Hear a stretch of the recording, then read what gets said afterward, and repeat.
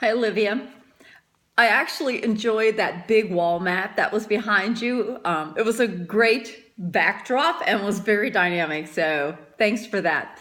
You talked about inviting parents and community into the school, and I thought it was interesting because you basically talked about the fact that you invite them in and you want them to be a part of things, but what happens is they also become very critical and start dissecting everything, and it is a double-edged sword, and I get that.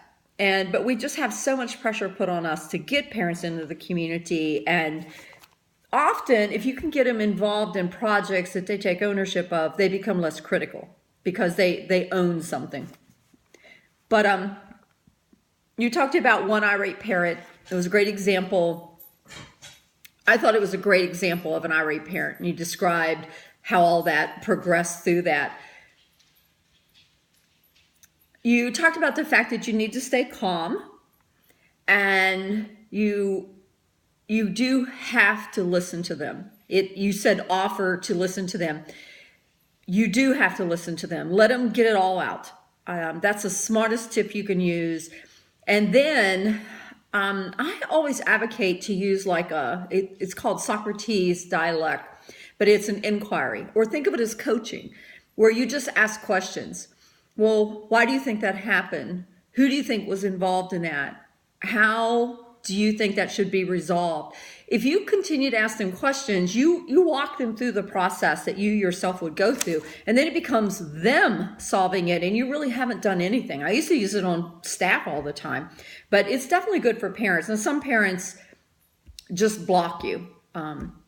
And there's nothing you can do. The same thing happens in coach and coachee relationships if the coachee just doesn't want to participate. I mean, you can only do so much, and you kind of talked about that. But I also like the fact that you said you've got to separate frustration from a legitimate concern. And I thought that was great, because a lot of times parents are coming into you, they could be a single parent, they could be work, it could be a lot of things that's causing that pressure, not necessarily even the child or you or the school. So you have to kind of dissect all that and make sure this is really something legitimate and that you have facts in order to be able to resolve it. I thought that it was great reflection. And really, you shared an excellent experience. It was a sticky situation when you were talking about when the teacher is wrong. That becomes another whole issue, because you have to be able to tell the parent you resolved it to their satisfaction, but you can't tell them details because you violate HR.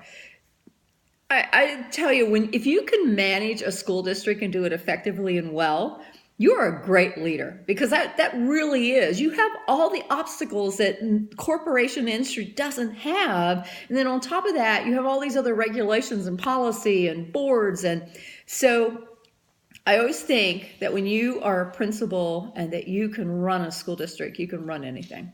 Anyway, great reflection. Thanks for sharing.